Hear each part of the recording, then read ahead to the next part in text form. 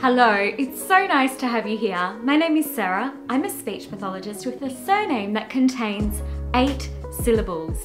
And the purpose of this video is to help you stop apologising for your long or potentially unusual name. Let's take it right back. I was born in the 80s in Australia, in a small area based in Perth, going to primary school. It took me 2 whole grades to learn to spell my surname, Lobergeiger. So I started life with a simple first name by Australian standards, Sarah, easy enough. The only confusion there is that with an H or without an H? But this heck of a surname, Lobergeiger, owing to my German ancestry. I was constantly asked how to spell my name, and over time, I became somewhat shy or disengaged with the fact that I had to spell it.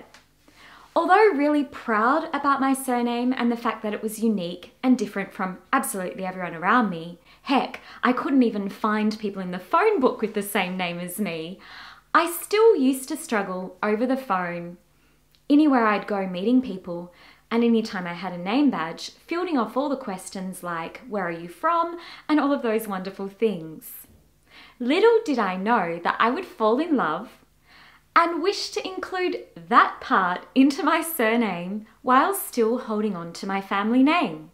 So when I got married, I decided, why not just make it longer? So I gave myself, or my husband gave me, a whole new set of syllables. So it became Lobergeiger de Rodriguez. Let's count that out. Lobergeiger de Rodriguez. 8 whole syllables plus a little prefix in the middle to complicate things. On first getting married, I noticed a change in my communication when I was introducing myself. For the first few months, it was really hard for me to say my surname. Obviously, I was still trying to feel it in my mouth. I'd mastered my first surname, but extending it and adding all those extra syllables was coming out by the tone of my voice, my breath stamina, and even some degree of personal apology for having a long surname.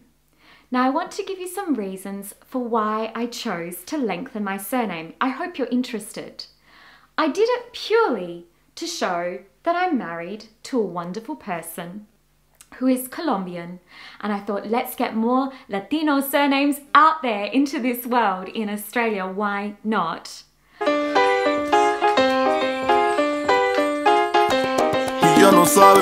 I also extended it because I really wanted to hold on to my family name. Lobergeiger is rare. I'm also a musician, and it means praise the violin. What a beautiful surname. Why should I lose it? And then I added the de, or we added the de, because it's a really nice signal to the older Latin American surnames. I thought it was a beautiful way to join German plus Spanish together with that nice little de in the middle. However, although I had a really strong reason for choosing the name around family reasons and personal reasons, there was one more reason that really gave me strength. I still had to work through a few things, but my strong reason for extending my surname was to challenge my local listeners. In Australia, in the past, surnames have been seen as something that should be easy and short and hopefully convenient. Heck, you say them every day of your life. But I felt, why not make my surname longer? Because in my role at Voice Science, I'm dealing with such a vast variety of names, surnames, and numerous linguistic diversity that I felt I really wanted to make it longer, to advocate, to put more names out there that express the identity of who we are without apology. That being said though, it was really challenging for me to affirm and be proud when I state my surname, because people get frustrated, people get annoyed, people get confused. I've known that from the start, and suddenly I gave myself an even bigger project to get through when someone asked me how do I spell my name. So what I want to do with you now is tell you, stop apologising for your name. Number 1, your surname is a gift. it will usually show something very critical and important about your identity. It's also your choice to have that name, so hold on to it tight and never feel the need to apologize. Number 2, many surnames are long, weird, bizarre, and wonderful, and that's what makes the world an interesting place. Be proud of your surname. There is no one environment where it will ever be easy across all environments. So if your surname is difficult for people by local standards, know that in other locations it's super easy. People have got that, so everyone needs to fit in and cope. Number 3, try not to shorten it if it really matters to you. In many countries, having 2 surnames or 45 may be the norm. Don't feel like you need to drop it. That's part of your identity. It is your choice how long your surname is. And if people are like, that's a very long surname, they just need to deal with that. Your surname, your life. Advocate for yourself. The next important point that I really want you to focus on is 0 disclaimers. So when someone asks you if your surname is multisyllabic like mine, what's your name or what's your surname? Don't put a little disclaimer or apology before you state it. It distracts them from you. So if I say something like, it's very long, I don't present as confident. I don't present as proud about my identity. So get in the habit of saying it loud, maybe slightly slower, but strong and firmly. Now when asked what my name is, I will say, my name is Sarah Lobergeiger de Rodriguez. Own it to the very end, even if it's long. The next strategy is don't change your voice tone as you move through your entire name. So for a few months there, I was bit worried and also trying to get my tongue around the new extra syllables that needed to be added in, as well as the paradox of having a Germanic, Hispanic surname joined into one. I don't even know how to describe that. What a beautiful thing, isn't it? I found myself, although I'm a voice therapist, changing the tone of my voice. I'm a singer, I'm a voice therapist, I'm a performer, I work in communication, and yet I was saying like this. My name is Sarah Lobergeiger there's a little bit more, de Rodriguez. Can you hear how I lost all my natural acoustic and resonance? Why not just say it as it is? Sarah Lobergeiger de Rodriguez. It's catchier. It commands attention. It starts a conversation, hopefully appropriate. And it's my name. That's just what it is. It's on my legal papers. The next strategy is don't shorten it to make people's lives easier. Sure, when we communicate, we need to fit in, but you just can't simply delete syllables. You've got to hold on to your name. That's who you are. Be proud of it. It's important. So don't find yourself, and I still need to challenge myself with this one. If you go into a retail store, they ask you for your surname and they're going to look you up in the email marketing list. Don't just give the minimum. Give the full surname. And if that's challenging, here's a quick fix. State your name, have your business card ready, and present it for them so that they can then type it in for you. That's if you're face-to-face.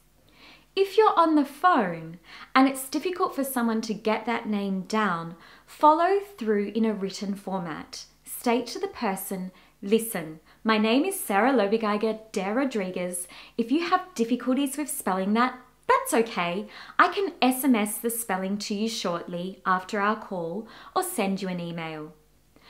This quick tip tutorial is for you if you have a long, complicated or complex surname. It also applies for your first name.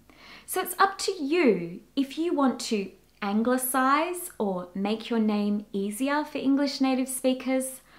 I'm of the view that your name is your name, and it's important that you say it how you need to say it and how your parents chose it. But some listeners may struggle.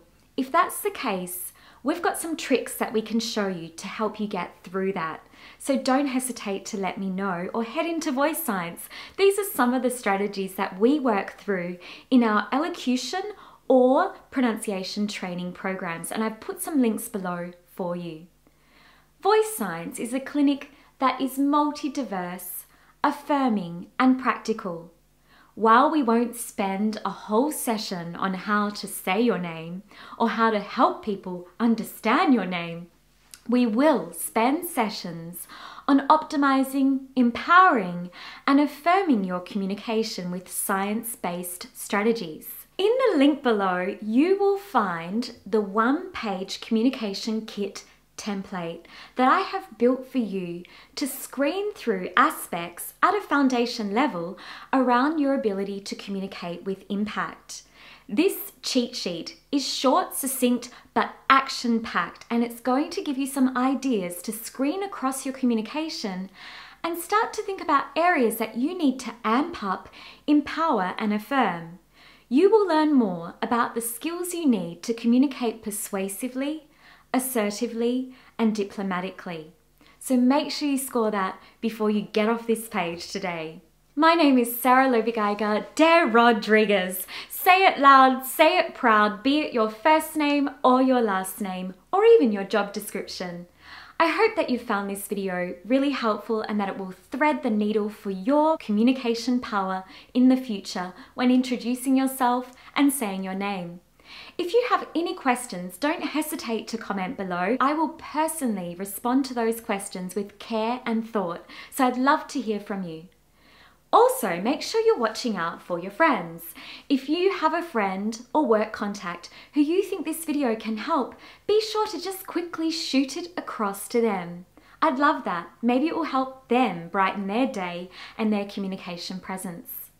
Finally, over on our website, under the heading of tips, we have loads of communication strategies that we've shared with you for free at thevoicescience.com, so be sure to check that out. And without further ado, you can follow us on all our socials. Hit us up on Instagram at Voice Science, follow our Facebook page, and be sure to join our 3,000 plus subscribers over on the YouTube channel if you're watching this one in Facebook. Have a wonderful day, sending loads of love your way and communication power and success. Ciao! Estoy loco por ti.